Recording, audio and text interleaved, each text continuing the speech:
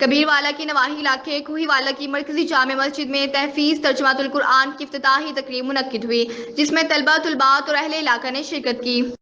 تقریب کا آغاز تلاوت کلام مجید سے کیا گیا۔ تلاوت قرآن مجید کے بعد ہدیہ نعت پیش کی گئی، جس کی سعادت حسن رضا نے حاصل کی۔ تقریب سے خطاب کرتے ہوئے حسن دین خالقی، رانا ندیم اختر، الحاج رانا محمد حسین، علامہ غلام فرید سعیدی اور مفتی مسعود احمد خان نقشبندی نے کہا کہ قرآن مجید رشد و ہدایت کا بے مثال اور ابدی سرچشمہ ہے۔ اسی قرآن کی بدولت عرب کے ان پڑھ لوگ دنیا کی بے مثال حکمران بنے۔ یہ قرآن دستور حیات اور نسخہ کیمیا ہے۔